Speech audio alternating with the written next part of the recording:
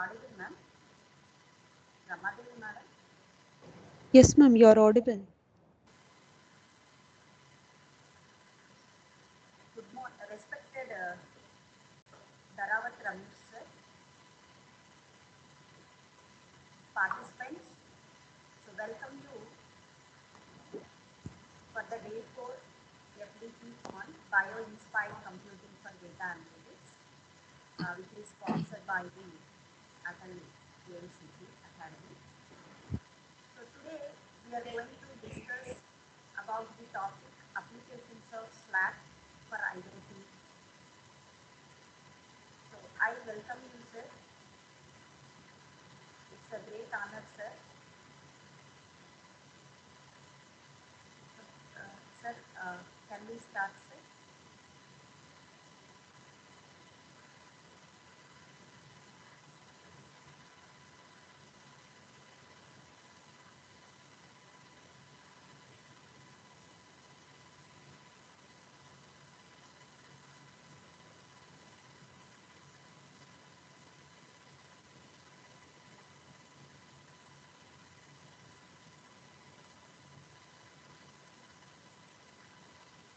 Sir, sir, shall we start the session, sir? Yes. Okay, your voice was little bit was Low. quite little bit low that I could not able to understand. Okay, hope I'm audible to you, right? Yes, sir. Yes, sir. Yes, sir. Fine. Then. It seems like the number of participation limit reached only 23. So shall we wait for some more minutes or we'll carry on?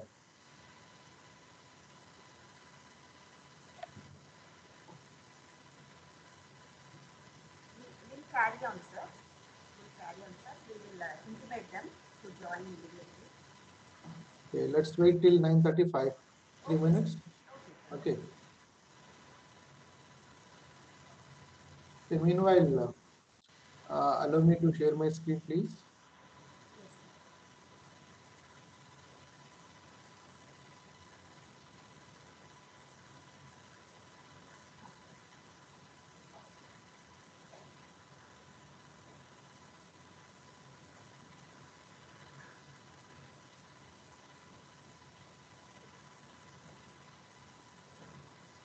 sir. I hope this is visible, right? Yes, sir. It is visible, sir.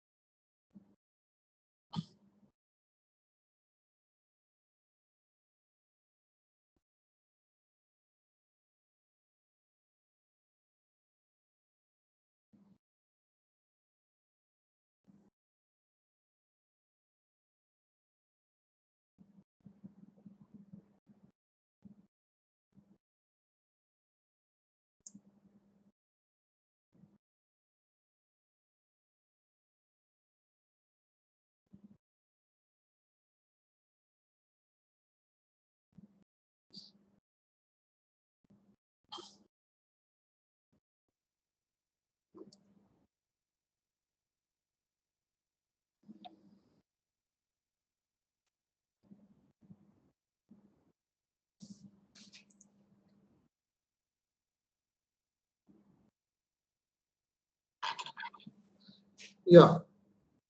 So okay then. Meanwhile, let the other participants join. Yes. Yeah, fine. Yeah, okay, guys. Good morning, and again, welcome back to the session. And today it was very early for me. Why? Because just now I had a class at 8 a.m. Okay, then it happens in our institution like that. Anyways, then this was really a kind of early presentation for me, which is going outside. Okay, due to some minor surgery that I could not able to speak loudly as I did yesterday. Hope you guys are getting my voice properly. Okay. Yes, Yeah. sir. Yes, sir. Yeah, It's fine. good. So yesterday that we had discussed the modality formations for a new optimization strategy called SALP. That is SALP um, strategy. Okay. So as I told you, the problematic instance for the optimization problem is different. Then yesterday I had shown a kind of objective function which was suitable for that particular problem. Why? Because the problem was related to um, crop disease situation. Now, the same methodology, the SALP application methodology, in SALP methodology, I'll apply to the resource management modality, where resource management modality in fog or cloud environment with IoT enabled computing. Okay, so where we can find the difference in the sense that we can find the difference in terms of objective function, right? Where here I'll try to propagate the situation of this particular SALP application by integrating other methodologies as well. So in order to make the heuristic approach quite faster, what I do, I consider the fuzzy inference concept. Okay, so the fuzzy inference concept will make the execution scenario in gaining the methodology, right, to be adopted in a distributed computing environment. Why? Because we feel that computing happens in fog and cloud is distributed, even the resources are located centrally. Okay, so this is the theme of today's talk, and I'll explain the theme of each and every topic considered, that is IoT, fog cloud environment, okay, and the modality considered with respect to SALP application, whether the SALP application has been considered individually or not, whether to integrate the SALP application with any other methodology or not, that we'll discuss. Okay, so this is the outline. Yeah, guys, slides are moving now. Yes, sir. Yes, sir. Yeah, fine. Yeah, Yes, sir. fine. Okay.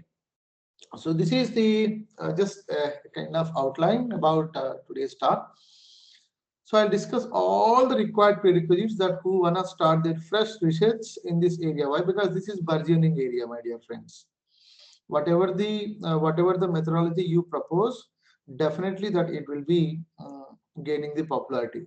It will gain the popularity. Sorry. Then see one more point that I wanna clear from my end. As I belong to South region, That what we people do, especially when we consider the research part, we simply run a single instance, means in terms of algorithmic approach, by using a single system. Okay, so simply running a code segment in a single system won't work, and it won't add much value to your research. Why? Because you guys are spending much time on the same. If you further extend something extra, then definitely it will become more popular. As I told you, see, I have shown some paper of mine yesterday, that the idea which I was proposed was quite simple, but what was the story framed in and around the idea really made some convincible situation when the technical community reads the paper like this. So simply propagating the idea and doing a simple code and getting normal results, and publishing any means paid journal, it won't give much value. This is my suggestion. Strive hard. You are spending 3 months of time, say for example, so you can try to spend one more extra month, so that the modality of the particular idea will become more massive, and it will give you weightage. So that is my suggestion to you. And say, if I speak about our end, that we do, means we IIT people won't compromise in experimentation. Okay, just now, I spoke about Salz-Swarm algorithm yesterday. No, do you know that how much time I took for that? for coding, execution, testing, and validation, I took 9 months of time. That was the reason. Okay, see that I'll show you the modalities of this particular methodology, that in what way the simple Salz-Swarm algorithm, which is already existing in the literature, but we have modified as per our requirements, and we have added some more content in order to make that particular algorithmic approach quite stronger in order to solve a particular problem. Okay, that was the reason. Anyways, then you will feel the difference that when I talk and when I show the content of this particular topic. Yeah, so these are the outlines of outline of the topic today. See, the slide is showing something. Salz-Swarm algorithm we have already discussed yesterday. Again and again, then I'll give a kind of glimpse on the same for 2 to 3 minutes. And in order to make the scenario of this particular cloud resource management or cloud resource management execution, simply calling job execution strategy, my dear friends. Okay, that I have not used any kind of scheduler. That I want to make the Salz-Swarm strategy as a kind of scheduler, along with these two newly introduced concepts, that is fitness based quasi reflection method and fuzzy inference system. The fuzzy inference system is having having good number of impacts on the theory and something. But if you make the fuzzy inference system usable properly, then definitely it will add weightage. Okay, and finally, that I discussed the proposed methodology, that in what way all these combinations have been integrated under one umbrella and tested for one application point centric. Okay, yeah. So I'll start with simple concepts, and by giving a normal introduction on cloud system and something. Let's say people have a kind of illusion, my dear friend. Please don't believe anyone until and unless you read with your own eyes, and until and unless you understand something from your end. Okay, people may tell you that cloud computing is a distributed computing environment. This is wrong. Cloud is the combination of centralized combinations. So the computation goes in a centralized manner in cloud. But if we establish the cloud centers like Cloud Center 1, Cloud Center 2, Cloud Center 3, Cloud Center 4, like this, now when the communication is established among these different cloud centers, it will become distributed computing. So finally, cloud computing supports centralized computing only. But what is beyond this cloud? You can ask me, sir, cloud computing, I mean, centralized computing is already available. No, then what is the need to opt the cloud computing scenario? You can ask me a question, right? As compared to the traditional, centralized computing, the cloud computing is having various advantages. Means providing the advantages. That is what? That no kind of distributed system or no kind of distributed computing environment provided or provides different types of services, where you can find the required you can find the required uh, infrastructure. Okay, no need to buy or no need to establish anything. You can find the required platform, whatever the platform you choose, that is available, and you can find the required software that is available with the cloud. So this is the situation may different the cloud with others. Okay, say I want to establish a company. That for that, what I supposed to do, that I need to arrange the space, infrastructure, everything. Then if you opt the cloud services, nothing is required, only on payment basis, that you can simply sit here by using this single system setup, that you can manage the global level office operations. So this is possible. So that is the advantage, right?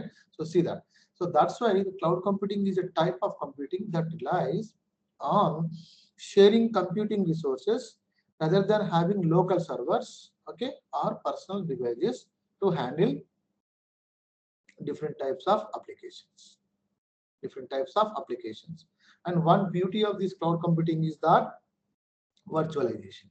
So that in order to make the complete environment or the host system as virtualized, again a kind of virtual platform is available in the name of software that is called hypervisor. You might have studied, right?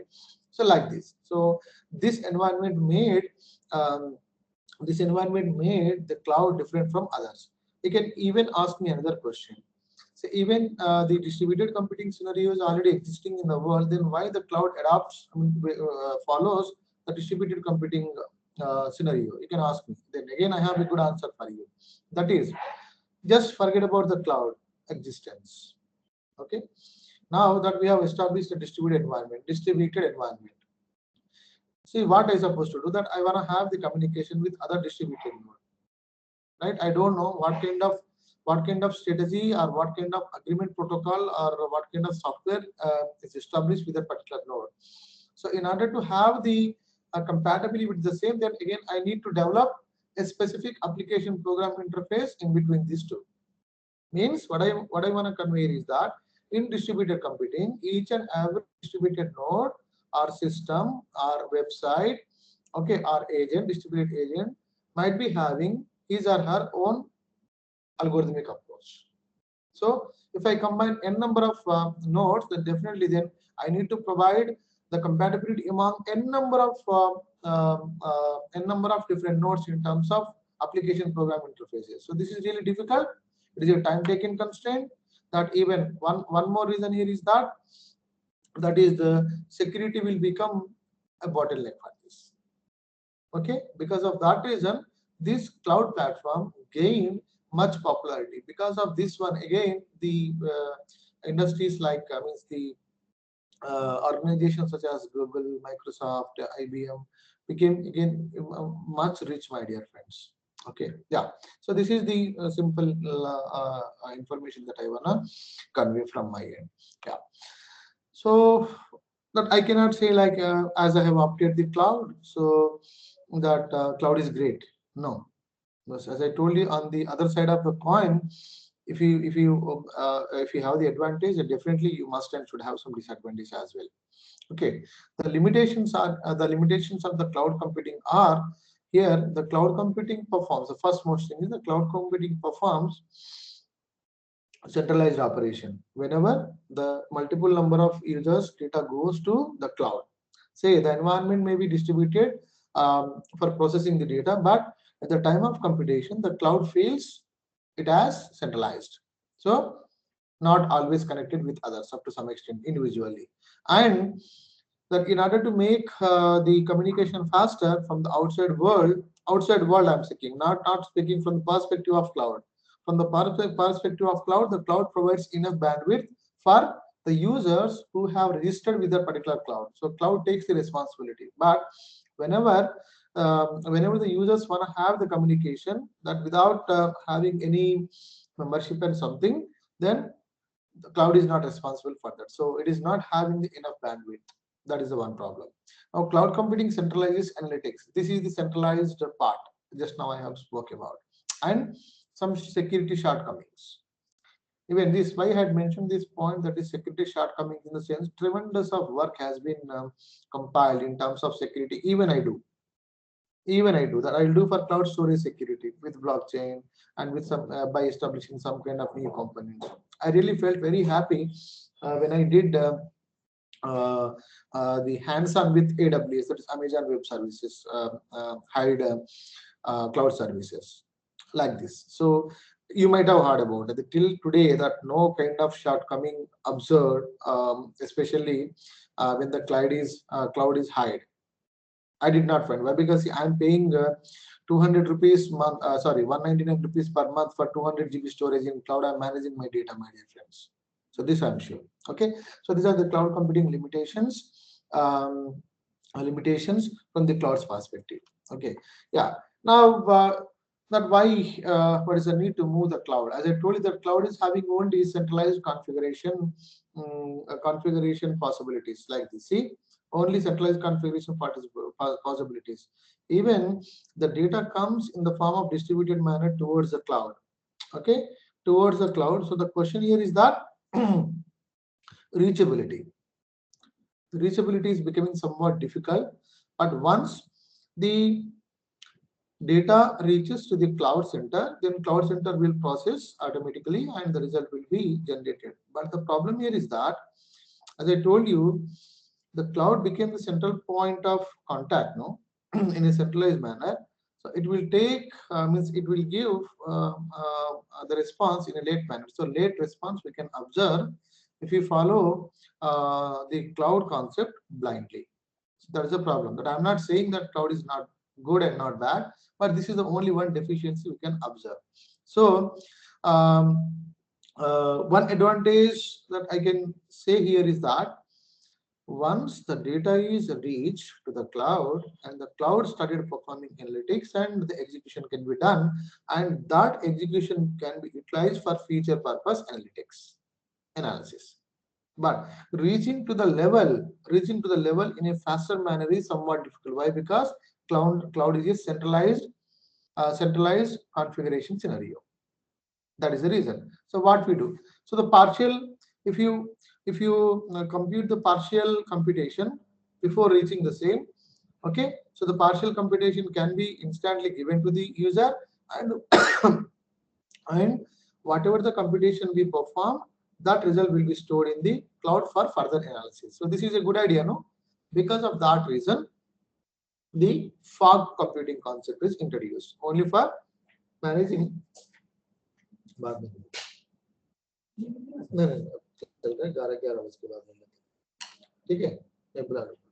Okay, so this is the reason.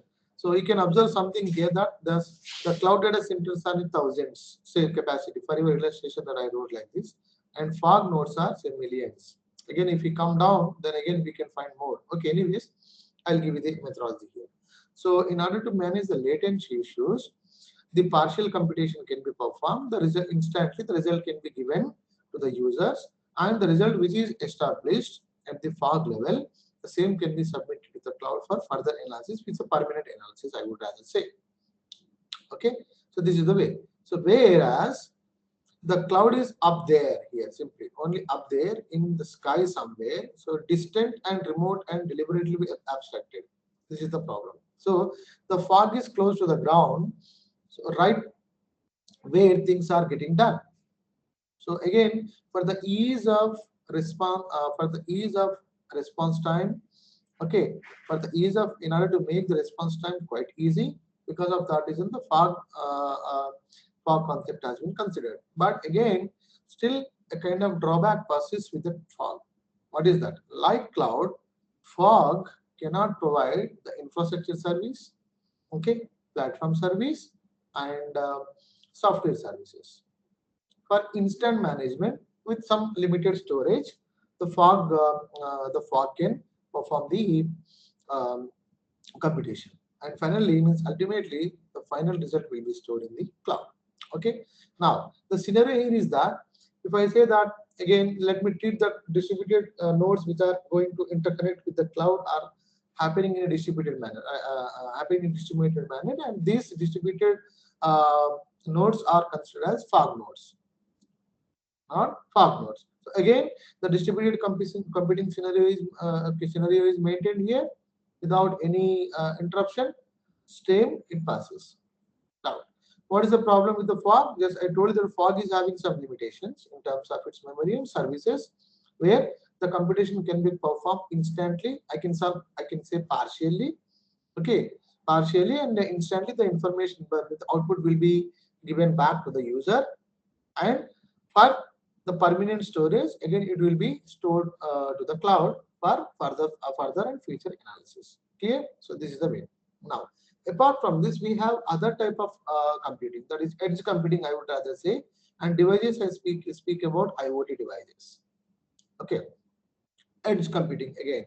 Say, for example, say I have a building. Okay, that a common router is a common router, or combination of routers are established for the sake of communication among the um, community who are staying in some 3 or 4 buildings located nearby. Okay, say let me give one example in this scenario, like that is um, camera, visual camera. So who is coming, who is going, who is performing what, right? Who is bringing what? Okay, whether the new person is approaching, whether the record is maintained properly, everything must be recorded in that particular visual cam. Okay, so that data will be stored. Now the thing is, it will be broadcasted. It will be broadcasted to the all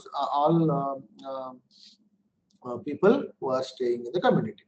Okay, like this. So again, as compared to fog, again an instant type of computation has been performed, okay, with the limited storage. Again, as compared to fog nodes, if we come down to the edge computing scenario, edge computing means just in a blinked manner, that at this particular purpose that I want to solve the problem, what happened just before 30 minutes, that I can capture if I use the edge computing. But in order to make this scenario quite possible, again I have to go through the cloud, and again I have to analyze the data which is stored from the long back, right, permanently. So that is possible with the cloud. Again for further, say, medium type of computation, we can choose fog for say 50% computation, not 100%. Again, that we can get faster response from the fog computing level. And if you want to perform the 100% computation, you must and should opt cloud. Right. So this is the simple explanation. So as usual, if you see, the cloud component is limited to some number. I had mentioned 1,000. The fog components are limited to millions. There is a huge variation from 1,000 to million. And again, edge computing, that is again, it is increasing from million to billions. What's happening now? Clear, no? Right, in this way. So we'll see now. So again, that fog computing we call it edge computing is a paradigm that extends cloud computing service to the edge of the network. Right. So the advantage with the fog computing is that it places processes and resources. Where is the resource? Resource is a big term, my dear friends. Resource is not a small term. You can ask me that, sir, if I establish huge memory in my individual system, and I can make it segmented, and some kind of node possibility will be programmed so that it will become a good server. No, it is wrong. Why? Because you must and should have some distributed partition. Then only we will treat this environment as a fog environment. Okay, otherwise it will be treated as a single node concept. What is the use of that? Even if you partition the cluster, it is up to you. Okay, so fog computing places processes and resources at the edge of the cloud, again at the edge of the cloud, often on network devices, while data remains stored in the cloud. This is the clear-cut information. That is why data remains stored in the cloud permanently. But even your fog node can't help you, and even your edge node can't help you. This is only for computation purpose, instant computation purpose. As compared to fog, that edge computing will perform the computation as early as possible, not that much greater, not for larger data. Okay, it is only for smaller data. Just now I had mentioned about, say, a 4 building community where each and every building is having 15 floors. So this is up to us, where in order to make the scenario of computation larger at the edge computing level, again we need to introduce good number of devices. The number of devices are increasing. You know what happened if the number of devices are increasing, then definitely the connection and the combination of communication will become somewhat difficult at the edge computing level as compared to fog and as compared to cloud computing. This is the way. So managing the cloud computing access, fog computing access, this concept leads to faster processing times and fewer resources consumed. Clear cut point again. Fewer resources consumed, not maximum. So the term, if I speak about fog computing, it was introduced by the Cisco systems in 14.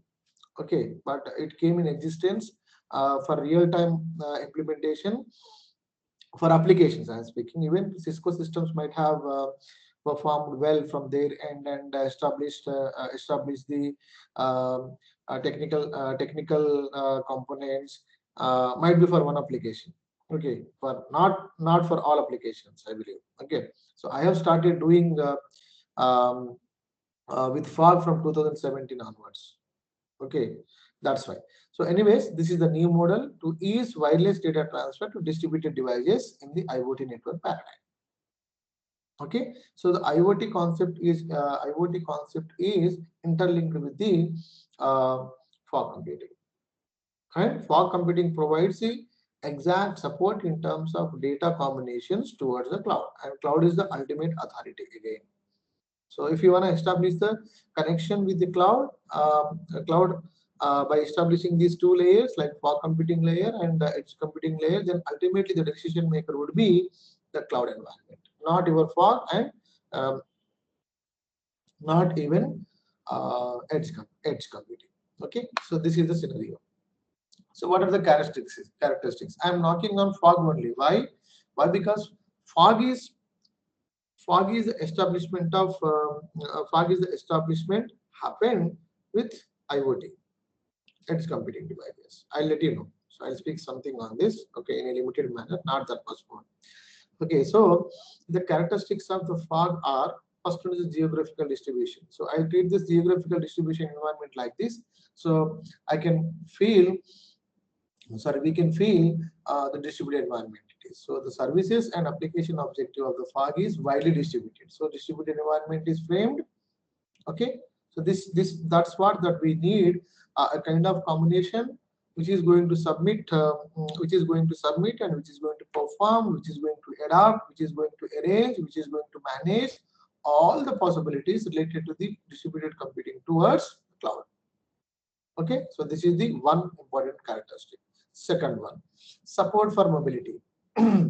Fog devices provide mobility techniques like decoupling host, identity and location identity, everything as compared to cloud. Cloud will perform it. Why? Because cloud will perform it, and in order to make this particular host identity and location identity scenario, it uses the platform services that you might be having the knowledge about the Hadoop cluster. So Hadoop cluster is the combination of different stacks.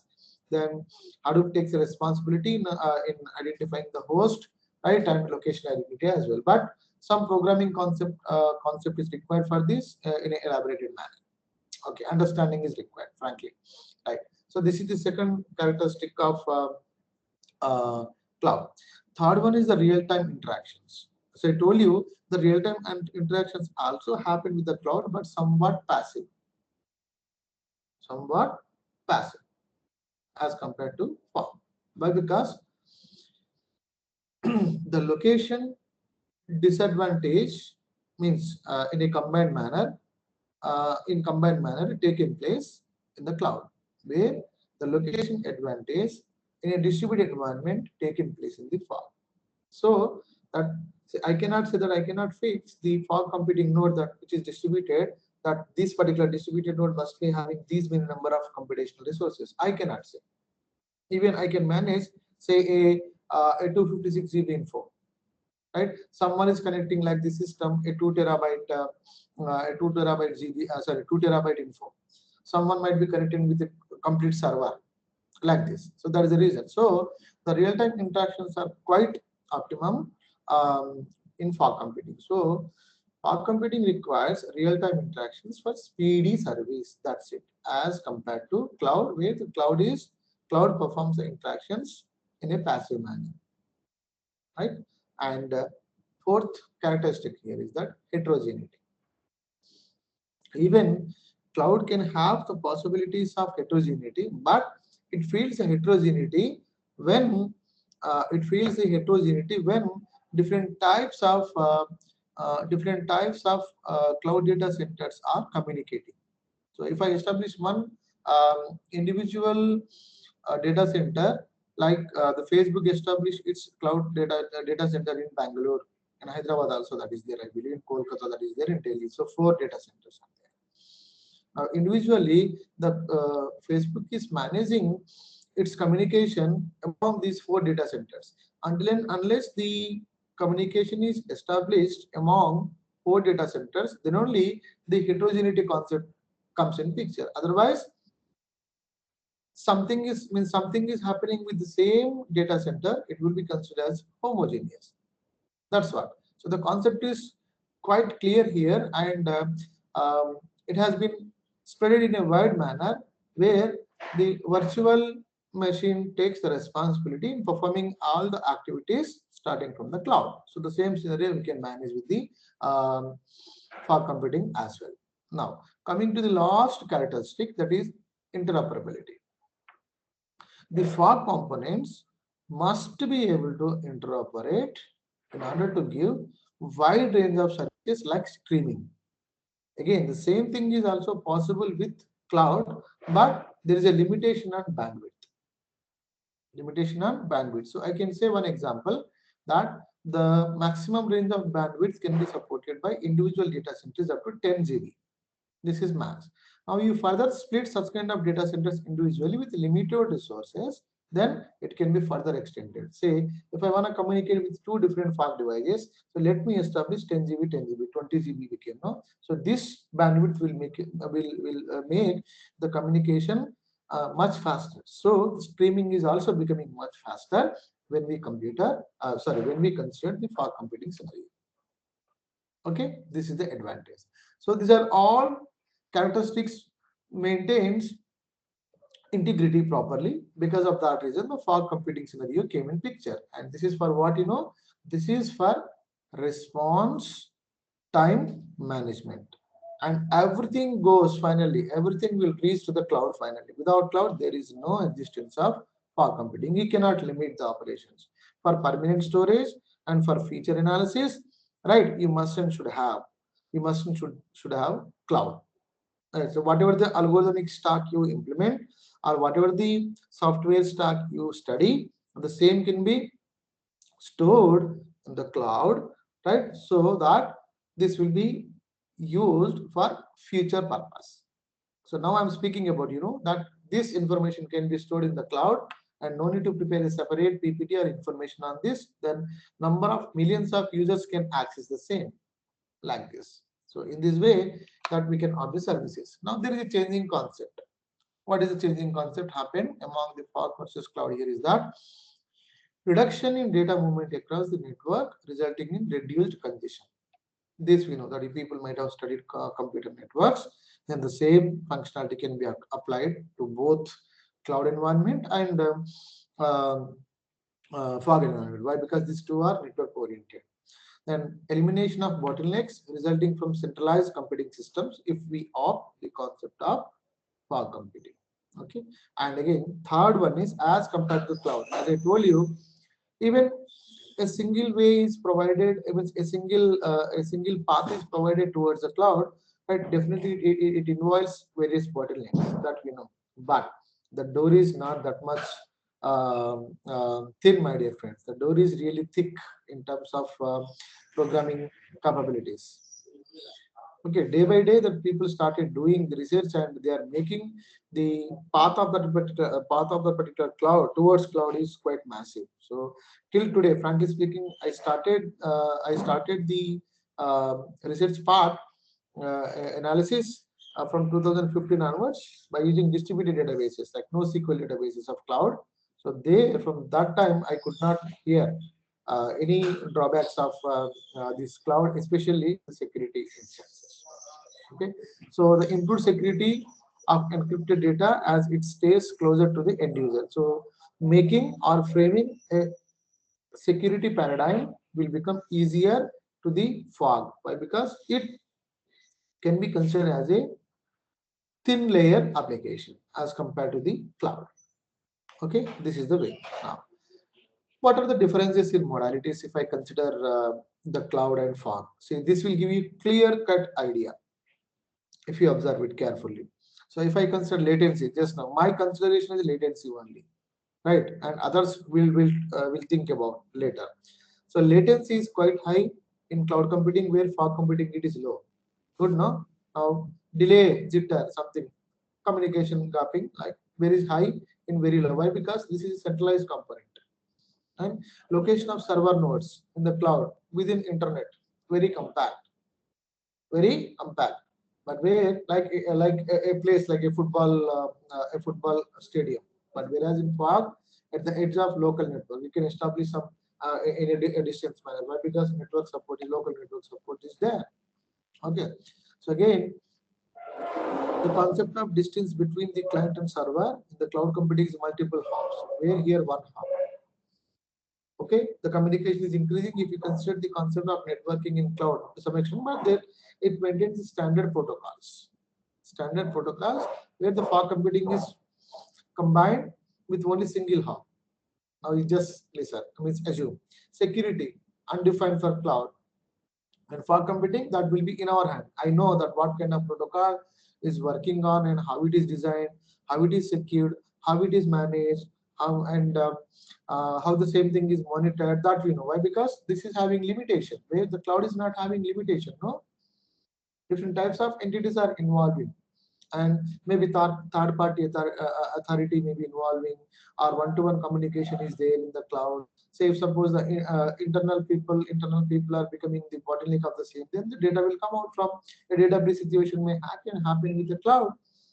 Because of that reason, here the security instances are not defined, is undefined, and here in the fog defined. Now, attack on data and router line. So as I told you that there is a high probability in the cloud, but once the good gate is closed, once the gate is framed with suitable prerequisites, that is not possible to enter into the cloud. Now I can give you one good solution, like till now, means until now, that the security framings created for the cloud are really quite good. That in order to make that particular key, lock key, much stronger, again another paradigm came in the market, that is called blockchain. Now you can make sure the secrecy and security of this particular cloud computing even quite massive, right? Massive if you adopt. Then I did this experiment, and very recently that paper got accepted in GI with a 10 impact factor journal. That is Elsevier, I believe.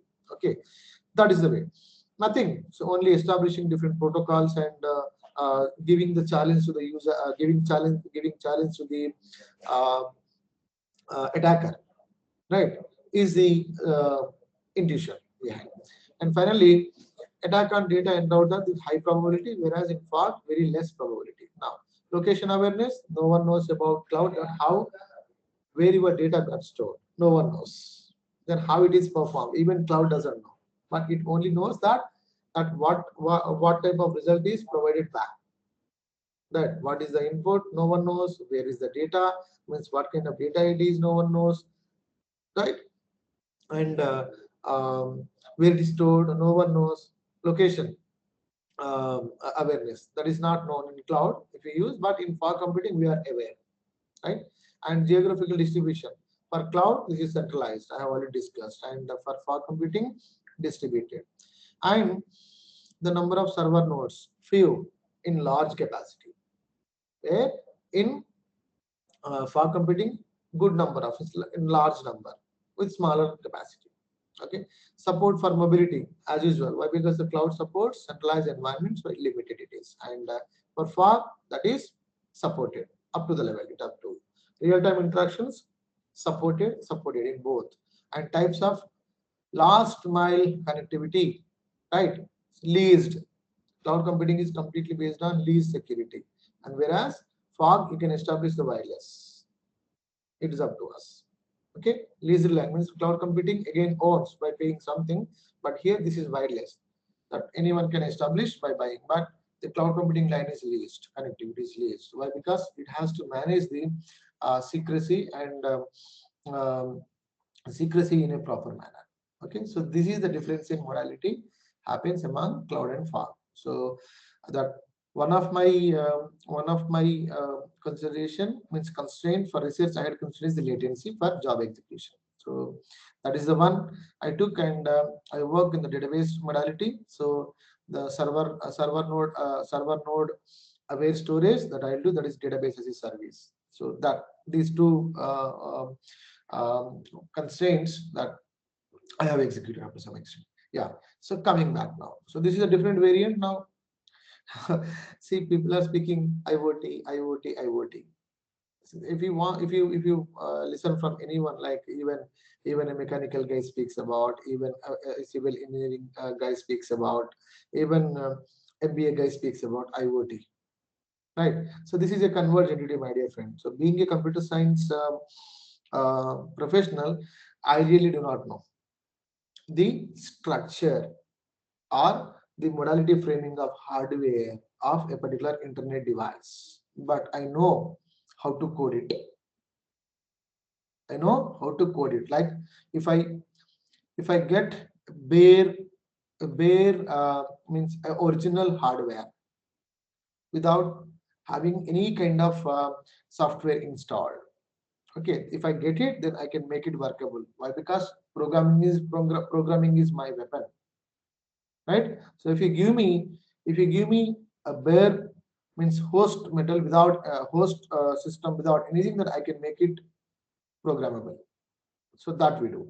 So I'm not speaking that here I have designed the IoT device for that. No, we bought the sensors of IoT, then we programmed it, and accordingly we made it available for our experimentation. Say soil sensor programming.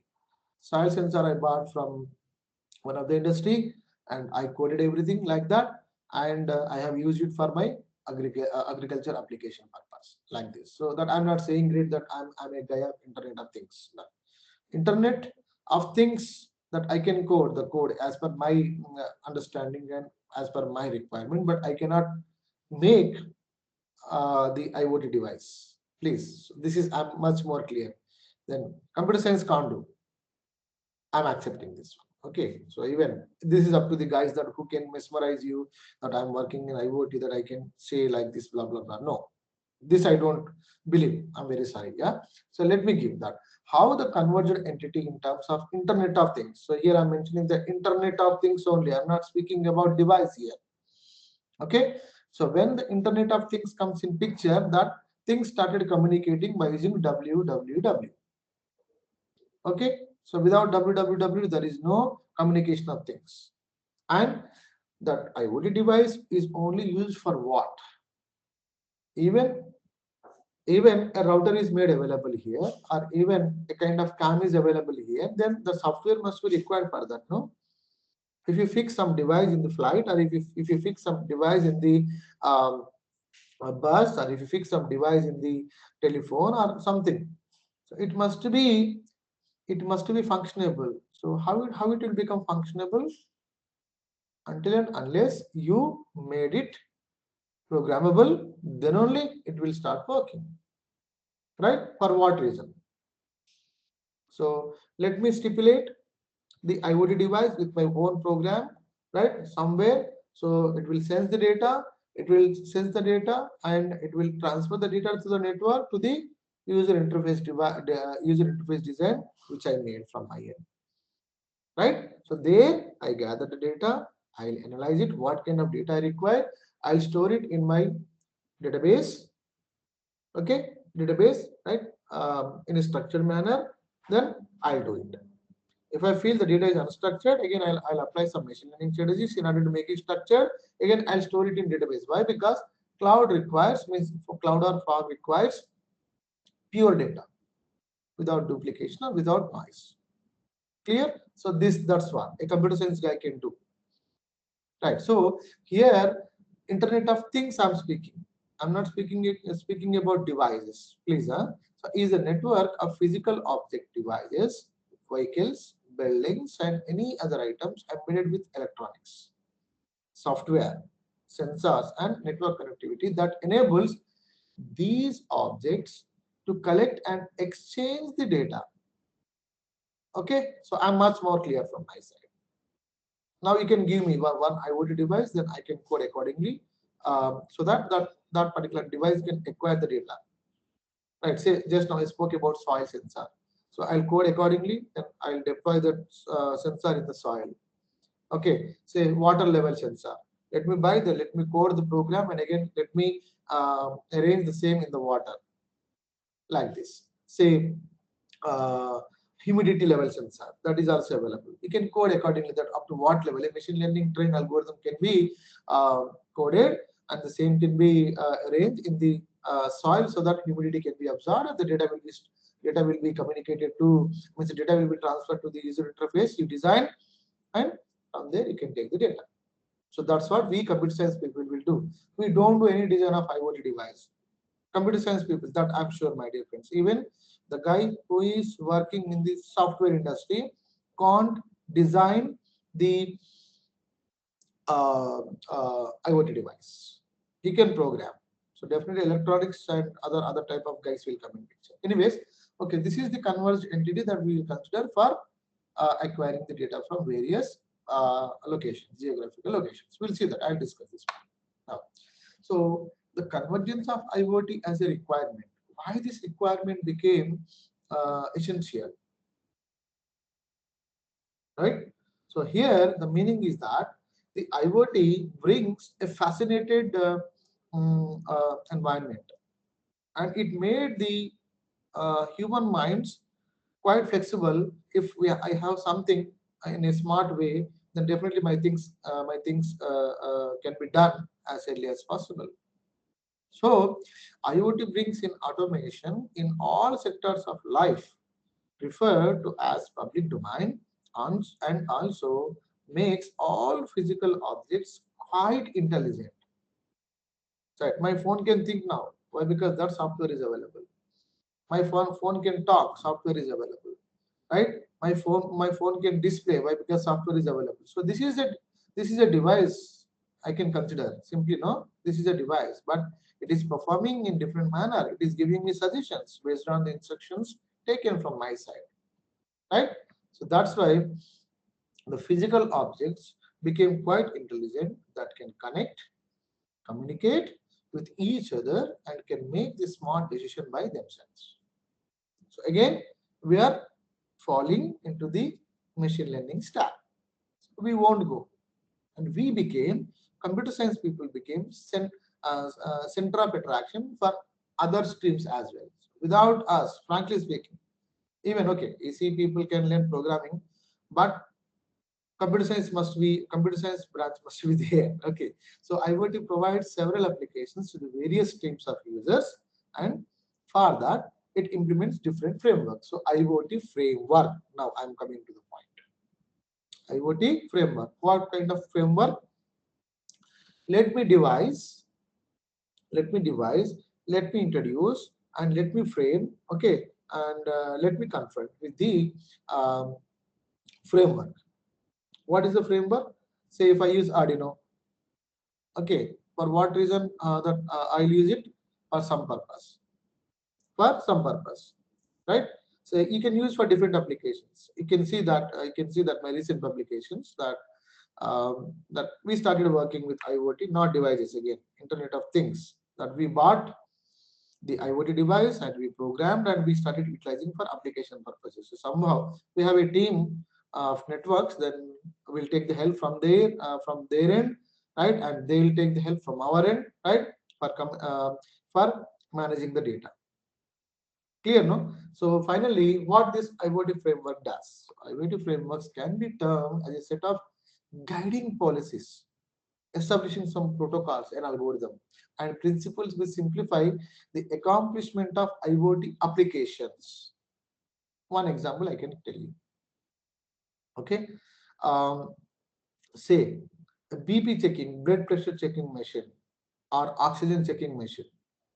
So if you go to the doctor physically, then the doctor will analyze with in his own way, that by arranging the stethoscope or something, by arranging the BP equipment.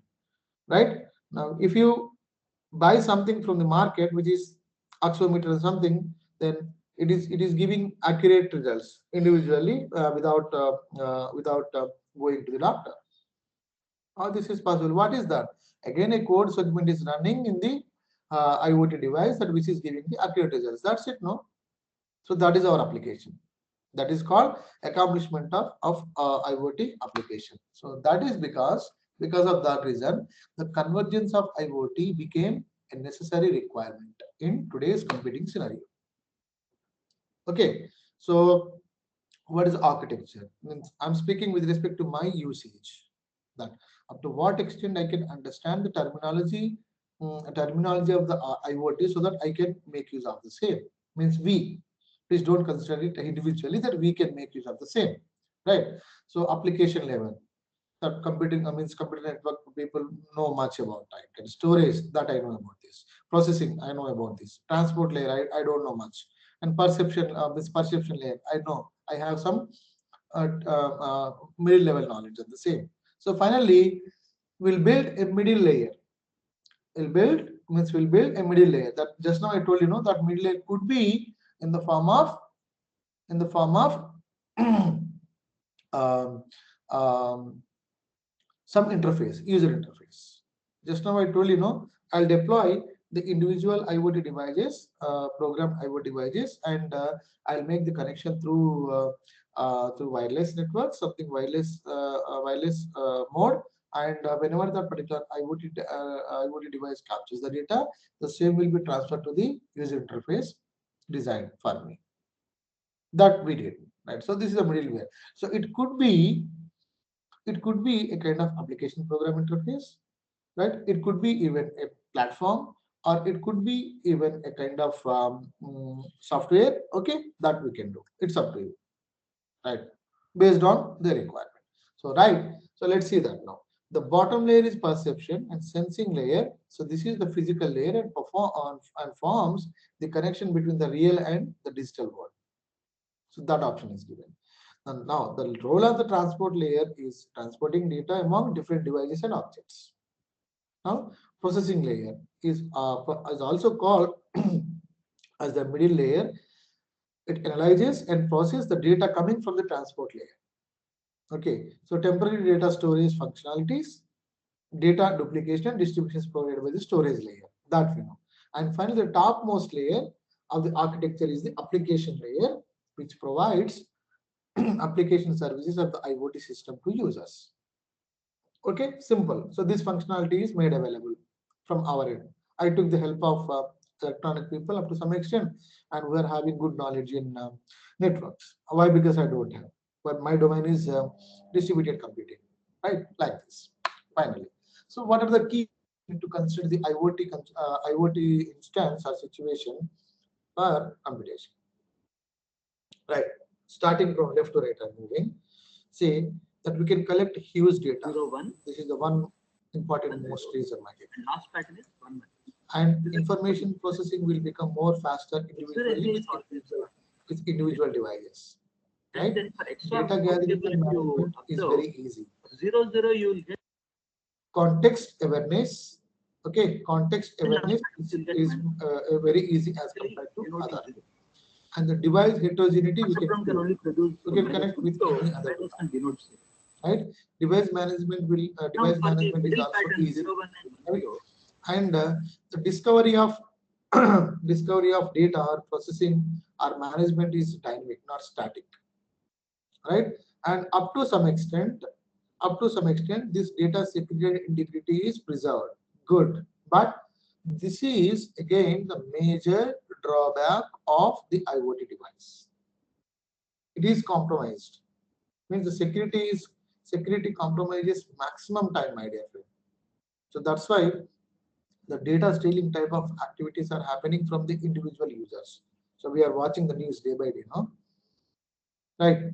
My device is hacked like this, and the entire data has been stolen like this. Okay. Now again, another key issue is that scalability, privacy, and dynamic application. Scalability is really difficult, right?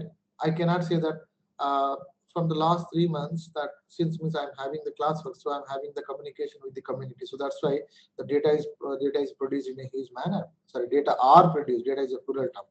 Data are produced in a huge manner. Then later on, say from the next month onwards, I'll come down, and I don't want to have the interaction much. Why? Because this is the examination time. Say for example. So scalability will be the bottleneck at the same. So data security is the one key issue. Dynamic discovery we can manage, but this is the key issue. Device management. What is the structure of device management? If it is lightly programmed, then it will invite the problem of data security, right? And may lose the integrity like this. So these are the key issues. So that's why these this individual platform has not been utilized for permanent computational as a permanent computational uh, entity. Okay, so that's why it has been used only for gathering instance, and up to some extent if the um, GUI supports, the user interface, graphic user interface supports, up to some extent a smaller type of computation can be done, and okay, smaller type of computation can be done, and instantly the same can be given to the user. So for example, I can give you one best example, that is wireless router. This is the IoT device, wireless router. Now this wireless router is sensing out the data, network data to the community people who are staying in the community, like in the big buildings. Now secrecy must be maintained. No, why? Because the data is flowing from one to another, even no one knows. Why? Because this is my common, this is a public Wi-Fi router I have arranged. One network, right? Even if you have three layers of community, three layers of security, it can be broken easily. Why? Because this is very thin. I mean, this follows very thin security standards. We can block it easily. Okay, so this is because of this reason, this particular IoT environment would not become a permanent computational entity. So this is the suitable reply I can give you right now. Apart from the key issues, if you consider that we can get really a smart solution if we combine all these three entities, my dear friends. Right? Now I'm giving the solution. Now I have discussed the entities and their advantages, disadvantages, framings, everything. No. Now so let us integrate, and so that it will lead towards a smart solution. Okay. See. So again, the cloud part interconnected, and this is the edge computing. So this is the architecture of edge computing. See how this is happening now as compared to the cloud. The cloud integrated these three right under one umbrella, but here this is dispersed now. And my sensors, I'm treating it as completely these are the some entities, and the IoT device connectivity is considered with each and every individual device now. Okay, so let me give the example clear, right? In what way the integration of these three can be possible, so that a particular solution will come out for the benefit of society. So edge and fog computing and its integration with cloud computing are one of the promising solutions to address many challenges faced by IoT applications. Just now I have discussed the key issues, right?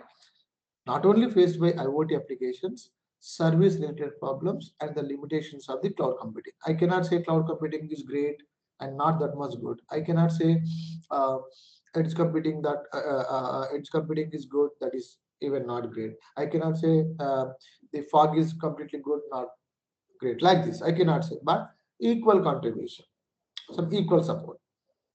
And among these, like the middleware technology plays a significant role to deal with such challenges and support the delay sensitive and context aware services in IoT applications by creating a smart gateway. That's it.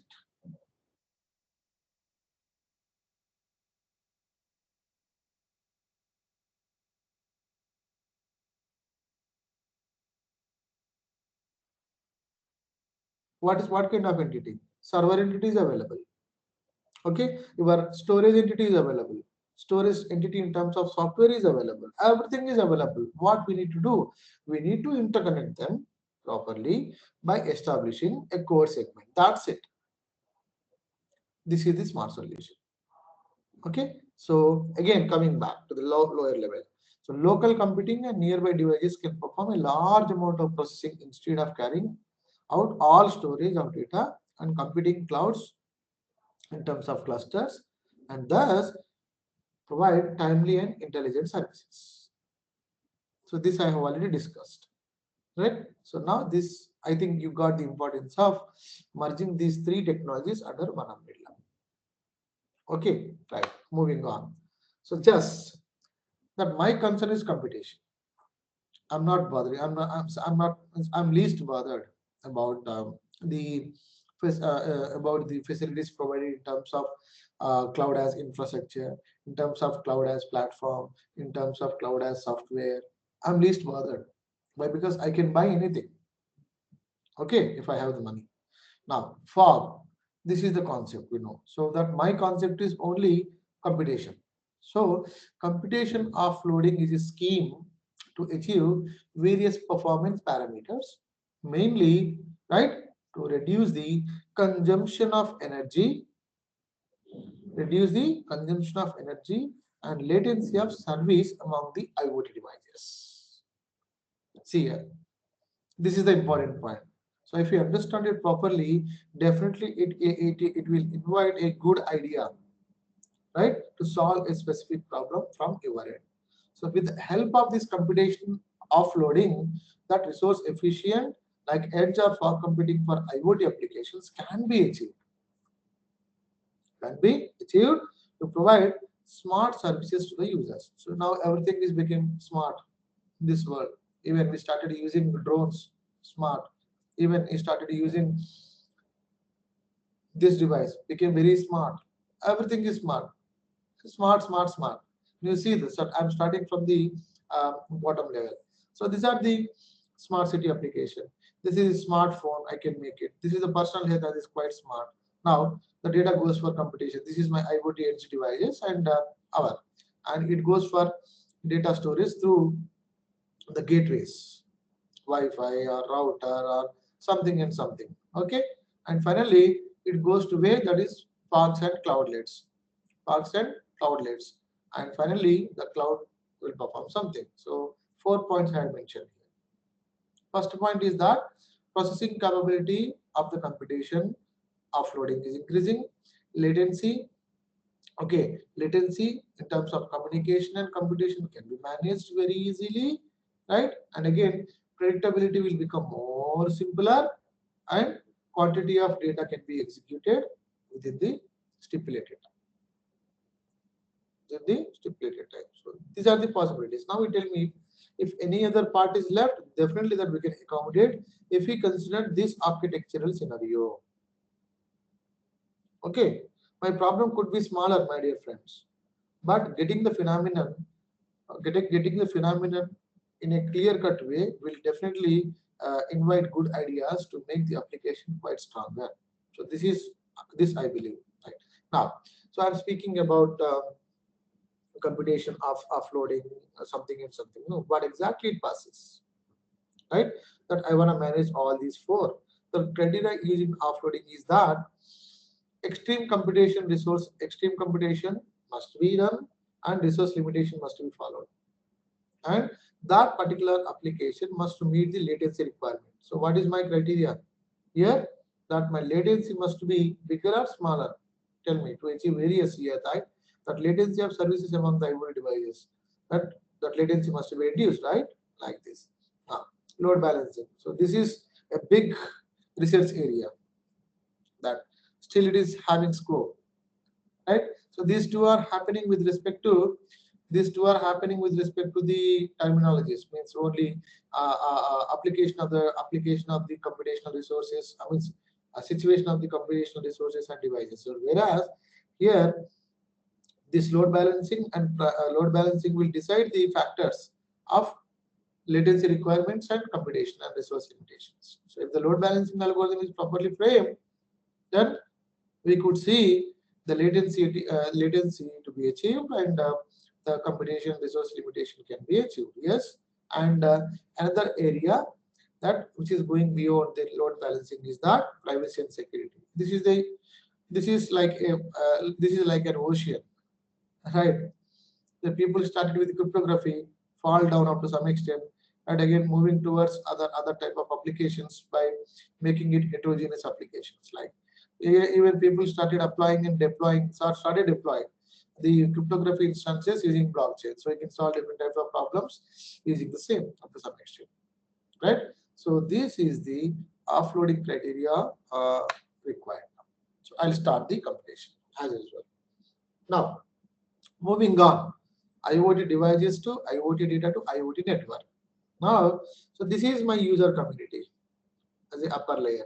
Now I'm maintaining the flow from top to bottom, right? And execution goes, gathering goes from bottom to up, and the flow sequencing means flow of sequence goes from bottom to up, top to bottom. Like so, here I had mentioned, or you can call top bottom scenario.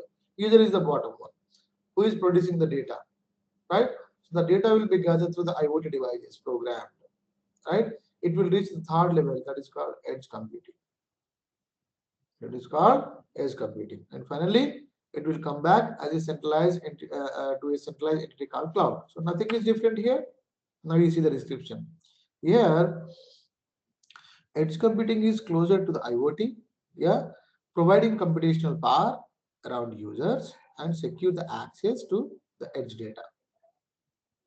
Edge computing, edge. So here itself you can have the computation. Here itself you have the computation, edge computation, and that is very limited in nature, and that is not more securable up to some extent. Even if you have established the concept of security with the individual IoT. So maintaining the security concept with individual IoT device is really much difficult and time taken process and very expensive as well. Okay, so especially the edge private data unavailable in the cloud. So edge private data can be processed here, right? Why? Because this is complete private data. So why should I store the visual camera, that is secret camera I have arranged in the building? So it is up to the agreement. So if all people agree on the same, then that will be stored permanently in the cloud. And this is not free, no. This will cost something. Who will bear the cost for that? Again, the community people must and should bear. And we know the human being psychology. If until and unless I get something, then only I can come forward. Otherwise, no. Benefit of usage we follow. Okay, yeah, fine. So this is the IoT network configuration that we can make use for any application processing. Yeah. Now, so let me discuss one example. Like so, this example I'll discuss two examples. Okay. First example is intelligent cooperative edge computing in the IoT.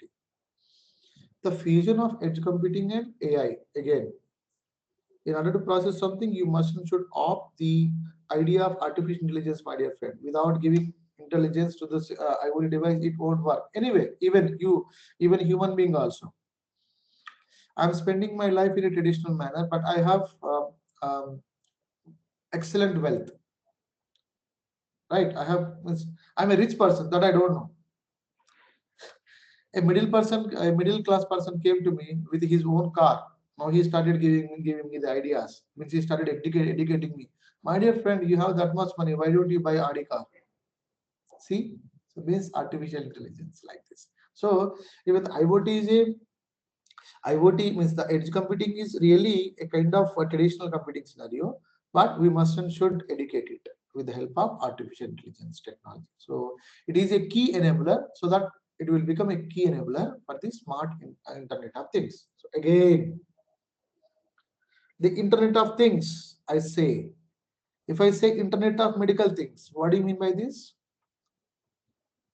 Tell me. So you made the medical things educated, no? So that's why that medical things became intelligent. So Internet of Medical Things. If without adding M, Internet of Things only, that you are utilizing the purpose of IoT for medical things. So that's why the medical things are given knowledge. That's why Internet of Medical Things, this knowledge is preserved. Simple logic. Now, however, these two emerging paradigms like IoT and AI face many issues for their integration, such as data storage structure, model generation algorithms, and cloud edge collaboration mechanism. So again, that we'll going back to the cloud. So ultimately, cloud is a solution. Please mind it. Therefore, an intelligent cooperative edge computing (ICE) in IoT networks to achieve a complementary integration of AI and edge computing has been designed. Okay, so that's why we people are able to deploy the ML related algorithms with the IoT device, right? And the AI related modules of edge computing are redesigned for distributing artificial intelligence core functions from the cloud to the edge, right?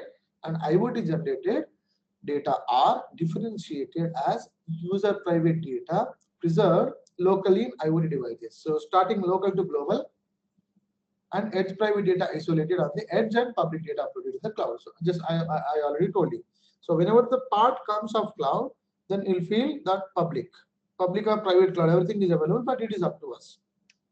Therefore, a cloud scale machine learning model, please mind it, cloud scale machine learning model. So I'll make the cloud environment scalable with my own machine learning model can be generated. This is possible now. The emergence of means are emerging the AI technology along with the IoT invited a good solution, right? That is that we can scale the cloud with machine learning model, right? Followed by a privacy preserving transfer learning running on each edge, right? Which is also has data updated more frequently that can enable the models. Sorry, I mean it's a typo one. Excuse me. Yeah, the models incremental learning. Models incremental learning. Clear? So this is the solution now. Fourth point is the first solution. Now I made fit everything that even if I establish one particular solution, so one particular methodology, then that methodology will be concluded by scaling the cloud environment. I'll prove it. Okay, I'm not speaking words. I'm not speaking with theory. I'll decide it. Now, so this is the intelligent cooperative edge computing in the IoT, my dear friends. Just now I spoke into words, right? Now I'm placing the illustrative representation for this. So as usual, see IoT. This is the IoT. A three-step learning algorithm in IC computation. So see, edge computing is the process of these many number of entities. Privacy data, edge server, incremental data, that edge gateways, edge server, lot many kind of things. Do we think that this is looking like easy? Right? We are simply speaking in words, no? Now finally that we are reaching to the cloud for cloud server, something and something. So this is the three-step learning algorithm in IC computation. So whatever the idea you propose, it must and should fulfill the requirements of all these if you start from IoT device in terms of edge computing. So I'm limiting, I have some limited resources, so that up to some extent I did in agriculture from IoT through fog to the cloud. And sometimes I have got the integration directly with IoT and cloud, where I don't want to limit my computational strategy with edge. Like this. Okay, so see, this is the clear-cut illustration. Means you need to make the entire environment of all these, like say just now I told you, know that simply running one algorithm in individual system won't work, my dear friends. It won't be called research. Right? Yeah, moving on. So this is the second example, like smart edge computation offloading. Simple. So this is the one example that this is for feature computation. See by feature computation, then feature computation need to be obtained, and current computation this one. Then what I do, I'll scan accordingly, then I'm giving the solution, and this is my offloading appointment. Finally, the cloud computing will provide a solution. So this is the framework for any problem. Even the industry takes this framework for solving the problem. So what is the future computation? What is the current computation? Right? Analyze it. Right? And follow the environment of edge computing. Right? And scan it so that a kind of solution will come in picture. So solve the solution by using cloud computing capacities in terms of R. Okay. So now my theory part is over. Okay. I gave the idea. Now I'm introducing the solution, my dear friends.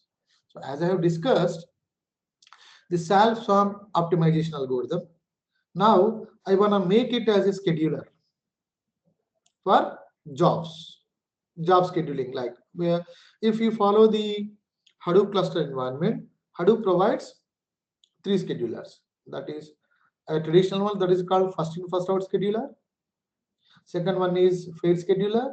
Third one is the conceptual, something different name is there, right? Some scheduler. Okay, well, that is quite different. Even the combination of FIFO and the third scheduler works, but fate scheduler is the correct one. So this is the environment. I mean, these are the modalities embedded into the Hadoop cluster. So I got an idea like then why don't I do by establishing a different scheduler which can be nearby which can provide the nearby solution or nearby optimum solution to the problem, specific problem. So in that way we thought, my dear friends, this is not a 1 year work. My scholar worked on this for continuously for 2.5 years. Please. Okay. So intelligent self-swarm scheduler with fitness-based quasi-reflection method for scientific workflows in hybrid cloud fog environment. So this is the solution that we want to provide. Right.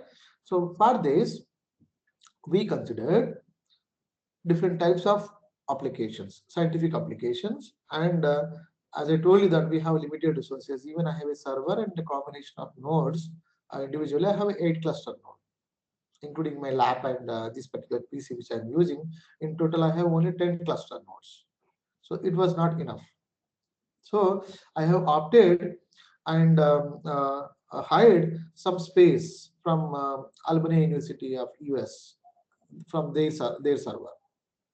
And finally, I took the help of Amazon Web Services, right, in order to make this case possible. Finally, we come up with a solution. So I'll let you know. Right. So intelligent self-swarm with fitness-based quasi-reflection. As then I'm naming it as ISSS FQR.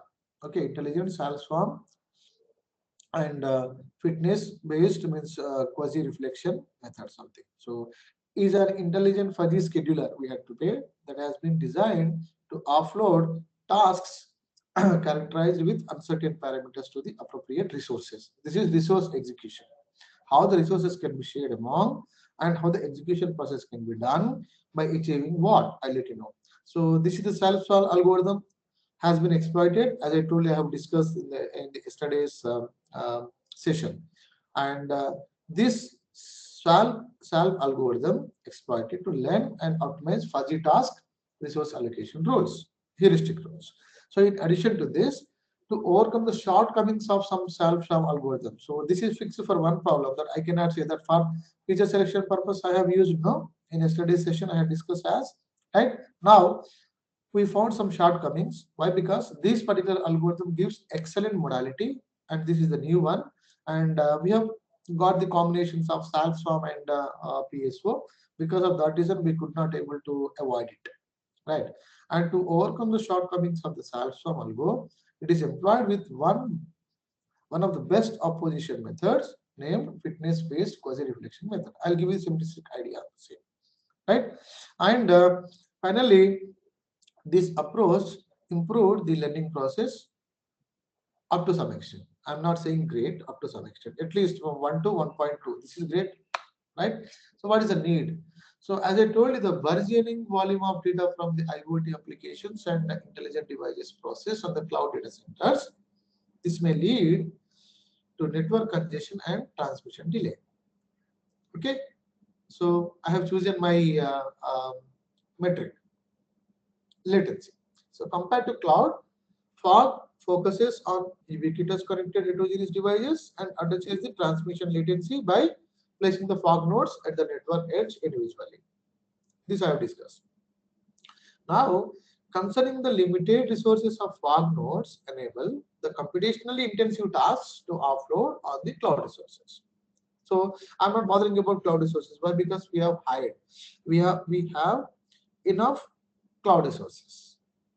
So it took only in order to frame the algo, means in order to test the algo, it took only initially 12 hours time. Why? Because my computation resources are limited, no? 12 hours. And when I observed that algorithm started working fine, then we moved to the higher cluster. Now the 12-hour problem has been solved within 10 minutes for 4 different scientific applications. Then if I could have used the more large cluster, then the same would have been achieved within 2 minutes of time, up to some extent. Anyways, so the scheduling of deadline constrained workflows with minimum execution cost is challenging due to complex and uncertain computation offloading problems that we know. So you might have studied load balancing problems, task related problems and all. So as I told you that every optimization strategy must and should require the fitness functionality. Okay, so fitness function need to be defined first. So scheduling of deadline constrained workflows with minimum execution cost. Minimum execution cost. Okay, so here see the minimum time consumed, minimum execution cost, that I wanna minimize the execution cost. So one parameter is considered like this. That is with respect to what? Subject to the tasks executed. Subject to the maximum number of tasks executed. So the tasks are maximum, that I want to maximize the tasks and minimizing the execution. So these two objective functions are being considered. So to offload tasks characterized with uncertain parameters to appropriate resources. Yesterday someone was asking, really it was a good question, that how to select the task, means how to select the features, like here we have selected tasks. So again, this is problem dependent. And we have initiated the tasks in 3 manners. I'll show you. Not completely large, not completely low, right? And not completely in between. So 3 we have tested for all. That is minimizing the execution cost and maximizing the number of jobs, like this. So this is the objective function. Clear? My objective is much more clear now. Now, so again, with the help of this SAP that I had discussed yesterday, same slide I had presented, I'm not discussing. So the concept I had discussed, right? You might have gained the knowledge, I believe. Same functionalities. I'm not changing any functionalities. Same functionalities, that no change. Why? Because this can't be changed. The execution strategy or the modality of any paradigm can't be changed. X is X, Y is Y. So no change, right? But the parameters are tuned accordingly. Same algo, my dear friends. I'll share these PPTs with the coordinator so that you can go through, no issue. Now again, the characteristics of SSA I discussed yesterday accordingly. Now I'm going to merge the concept of a particular solve optimization with by considering one strategy that is called fitness-based quasi-reflection strategy. It is one of the opposition-based learning method. Okay, so it is a novel research that has already fascinated the interest from past decades. These methods have enhanced many soft computing algos by considering current estimates and corresponding opposites simultaneously. So I want to see the estimations. What is the meaning behind considering is that there are many methods available. So including quasi-reflection, superposition, generalized OVL, FBO, and many more like this. Out of this, that based on our solution that we started with the initial one, that is traditional one, it worked well. So that's why that we could not waste our time. So out of this, the proposed approach utilizes the fitness-based quasi-reflection method, right, which is the hybrid of the quasi-reflected and fitness-based opposition method. Again, this is a combination. What is this method presenting like this? See, here, this is happening related to the dimensions of the problem up to some extent and fitting the dimensions related to the unique parameters. Please mind these words. This is helping us in fitting the dimension, and the dimensions are related to the unique parameters. Unique parameters of what? Say, one person commented through Facebook and through Twitter. The comment was same, but the platform is different. Okay, that is Ramesh and Ramesh. Right? Says as the other person commented on the same with in a different manner, but the theme was same. Right? So the clusterized dimensions need to be analyzed individually, right? And the meaning should be parted. Okay, here the theme is same for me, like this. So because of that reason, the quasi-reflected method and the fitness-based opposition method were proposed by utilizing the quasi-opposition point. Say, see that I want to scale something, the dimension levels with some required parameters. So I have created the range, say from A to B scale, so 0 to something up to the level range, right, of the particular search space. I'm limiting this, okay, for problem definition. So the dimensions which are considered originally, right, will be fragmented, so that different types of it will be easy for us to fragment the content based or opinion based instructions. So this also can also be considered as a social network problem. Okay, I took the help from one of my PhD scholar who is working in social network analysis. Okay, I took the data from him. So the dimensionality combinations were analyzed with respect to the theme of the scientific applications. Now that we want to make the execution faster with the same with different opinions on the same theme. Okay, that was the concept. I'll show you the data set description also, so that you can understand. So finally, this combination helped us in making quantifying and quantifying and calculating the required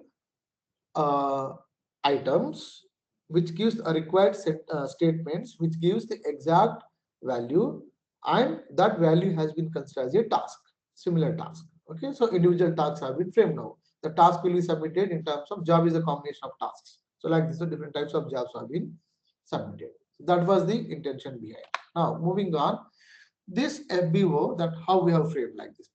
This FBO is determined in the by the inclusion of reflected weight. As I told that each and every point must be having the weight in the concept in a quasi-reflected solution between the current population and the median of the population.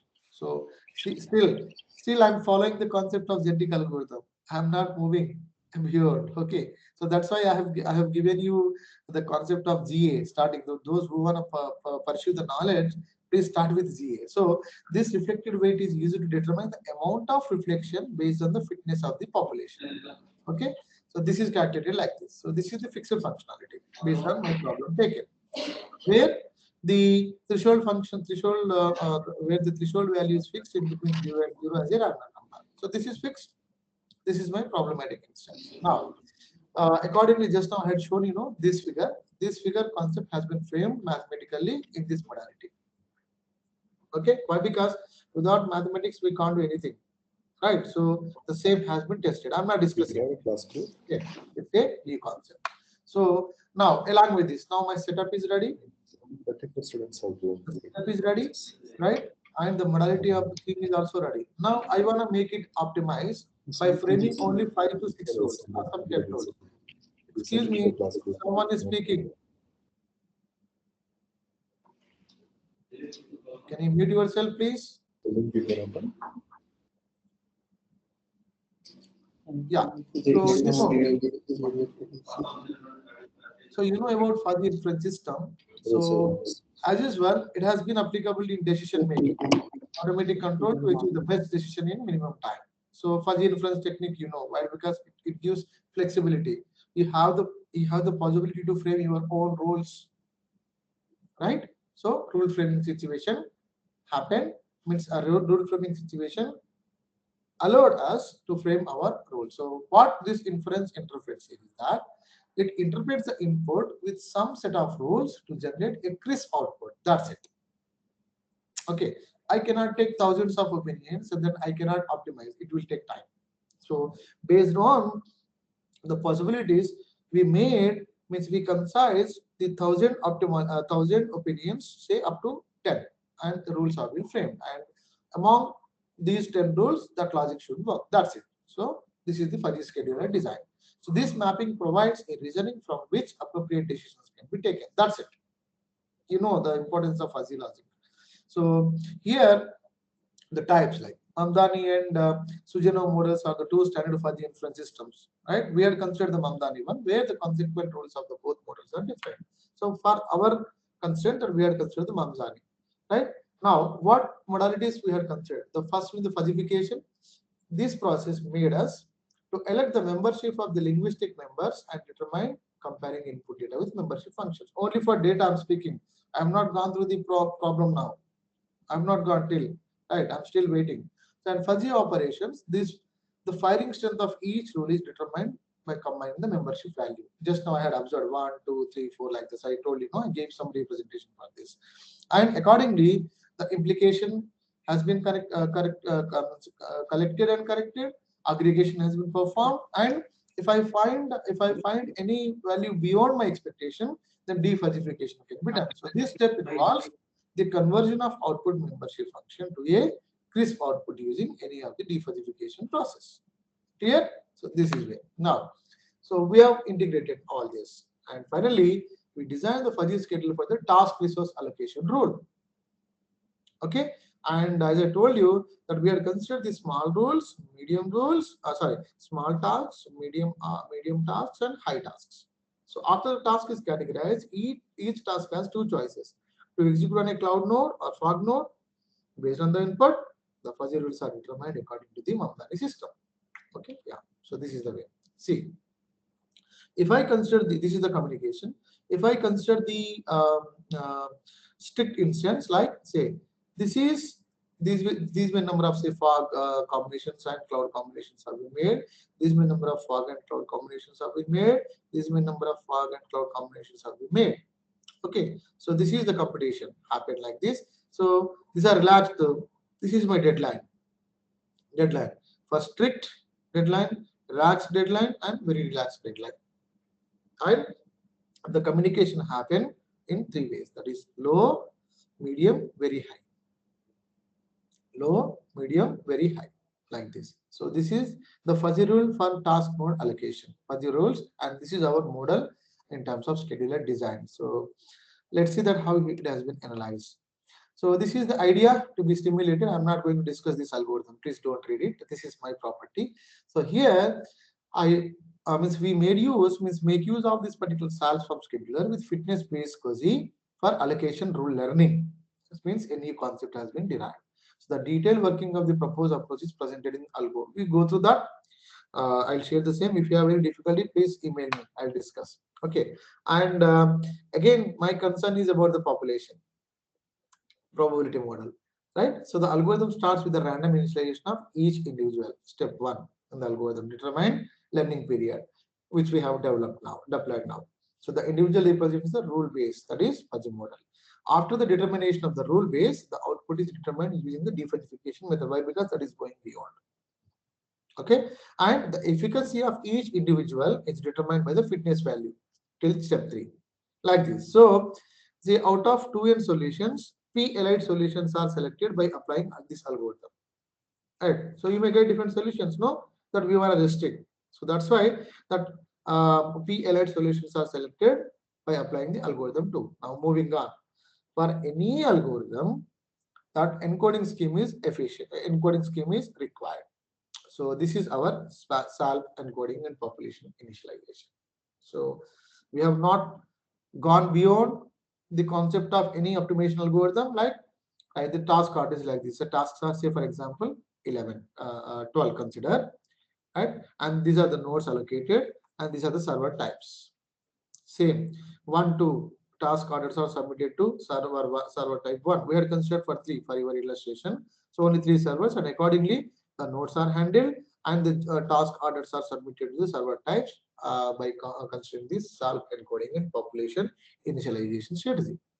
Right. So here encoding defines how the solution of an evaluation algorithm is represented. This is clear cut. In this way, he is supposed to represent so that the community can understand. Okay, the proposed approach utilizes a SALP algorithm to represent and optimize the uh, that is medium formation and fuzzy rule consequence. So medium formation in the sense just now I showed medium like this is strict medium, relaxed medium, and very relaxed medium like this. Okay, yeah. Finally, each individual representation of the rule base and the swarm represent a collection of rule base individually for each and every rule. So for evaluating the efficiency of the rule base, the SALP sum algorithm is again utilized for determining the server of corresponding node optimization. So we have applied the concept here, and that SALP sum optimization algorithm mapped the servers with the task orders.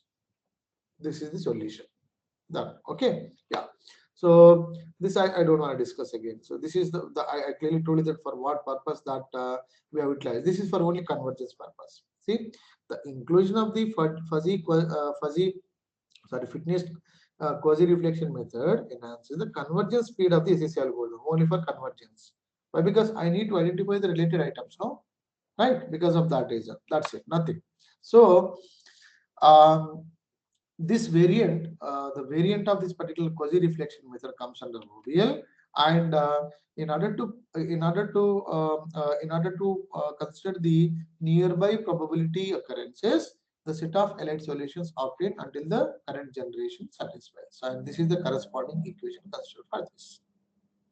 Okay, this is the mathematical model. No need to understand. Just I'm placing the idea. Now, here PRI presents the probability selection of the current iteration. So there is a question, no, that sir, what would be the iteration level, the iteration level number, that up to what iteration I need to run the algorithm. This is the basic question comes from any researcher, right? As I told you, the exploitation and exploration gives the clear cut one. Then this is up to your end. Then after 10 iterations, the 11th iteration, 12th iteration, up to 10th iteration, 20 iterations started giving static values with some little variation. So you can fix like this, right?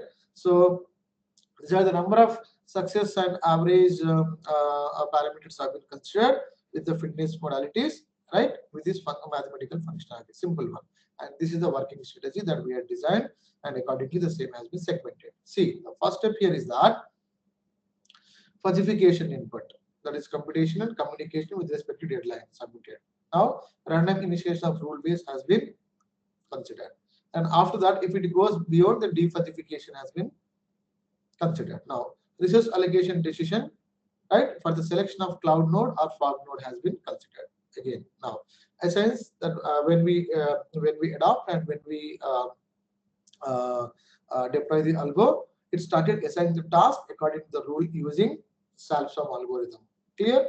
And it selects the best rule base and update the position leader and follower SALP each and every time, so that the corresponding server can be adopted for different type of tasks. And finally, it performs fitness-based quasi reflection in order to fix the combinations ideally.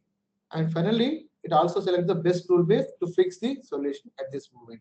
And it finally updates the selection of best rule base. Now, if you are not satisfied, again the entire process will be repeated again and again for final convergence. So this is the idea. Nothing, no?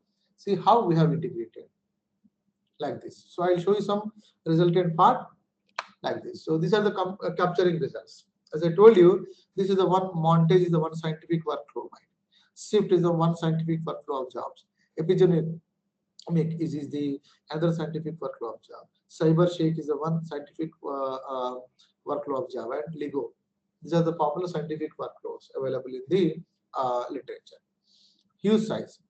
We tested with all as usual, and the same has been tested with the previous algorithms as well. Okay, so I'm not saying great, so this is a kind of experiment that we had performed, and accordingly the knowledge is captured. That's it. So this is for this is for percentage of deadline meeting. Percentage of deadline meeting. See, the proposed one is represented with completely green color. No, see how it is meeting the deadline for this particular uh, uh, scientific work or something. Somewhere it performed down to the line that I'll let you know. Why? Because due to the dissimilarities happen in the communication. Dissimilarities happen in the grouping of items. So this may happen, right? But ultimately, we want to see the final results after running, say, this many number of jobs. So we tried with 10,000 jobs at a time. Okay, that is the reason. Now, this is a normalized make span in terms of the deadline for different workflows. Normalized one. Same has been tested. Different parameters tuning. Now, second one is the cost evaluation of individual one. First scientific workflow montage. Cost evaluation worked well up to some extent. It also gained the popularity, but randomly it performed. But when the grouping of items were accurate, then it started performing the evaluation in an efficient manner. Right. Second one. This is the workflow constraint, and how the algorithmic approach is working is up to you. Right? Like this, it happens. So this is about another scientific workflow that is called SIFT. And this is the epigenomic scientific workflow. If anyone do, I can give you the data set. Okay. And this is for CyberShape, cost evaluation of CyberShape. I'm not going to process the, I'm not going to present the methodology. Why? Because that we are not elementary school children, right? And this is for LEGO. So only 5 scientific workflows have been examined properly. Then all were recorded, mostly all were recorded beyond and up to the limit. Fine. So that's what the combination of one optimization algorithm has been studied and made possible with others. So these are the workflows we had considered, and as I told you, these are the parameters. Average deadline hit ratio 0%. Some values we had considered. So these are deadline based one algorithm, different algorithm. This is the proposed one, and these are the some constraint values with respect to. These are the fine tuning parameter values. Okay. So in this way, the combination of different execution strategies have been configured under one umbrella, right? So this is the part that what I want to say is that from the obtained results, the proposed one means the framed one, not proposed one completely. Why? Because that is not quite new. So 70.1% of deadline meet, great, and one of the algorithm, right? 64, one of the algorithm, 50%, one of the algorithm, 41%. So some improvement was there, right? And the deadline meet of the considered algorithm at different CCR is also higher than the rest of the algorithms, like this. So finally, we got some improvements on the existing problems, guys. So that's what. So I don't want to discuss the concluding remarks. Why? Because this is not the end of this particular algorithm. Still, we are trying to further extend the same for with a different methodology. So we'll come up with solution. Probably after 2 to 3 months, you may see this publication in IEEE transactions, I believe. Okay, hoping so. Fine then. Thank you, my dear friends. And this is my email ID, drramesh@iitism.ac.in. So if you have any specific concerns related to your research with good understanding, please don't ask me for initial knowledge. Please gain some knowledge, and if you stuck somewhere, then please do let me know. Okay, so that definitely I'll help you. Okay, fine then. Thank you very much. Then if you have any concerns, do let me know. So this is the end of my discussion. Then I have shared a simple knowledge that which I made possible from my end. Okay, so I have maintained time sequence again. Fine. Then if you have any questions, please do let me know.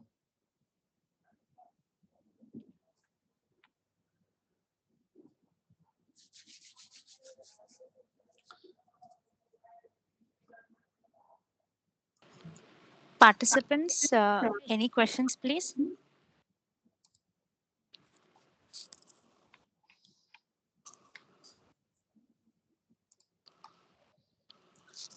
Fine then. It seems like no one is having any problem. Hello, sir.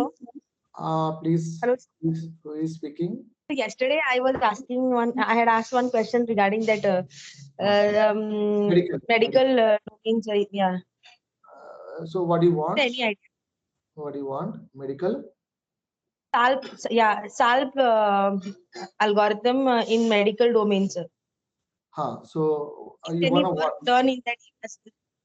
Can you please give me a small text in terms of your query to my email so that I'll give you the reply. So,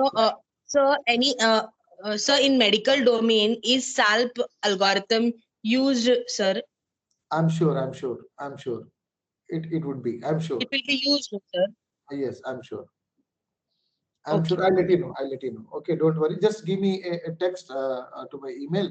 I'll give you the reply as early as possible. Okay. Yes, sir. Yes, sir. Thank you very much, sir. Yeah. Okay. Please. Thank you. Okay. Then, if you don't have any questions, then we'll conclude, guys. Thank you very much for your patience listening and. Thank you, sir. Yeah. Thank you, sir, for your wonderful talk. This helped us a lot in our research work and our career development, sir. Thank you very much, sir. Yeah. Okay. Thank you, guys. Bye then. Bye. Thank you, sir.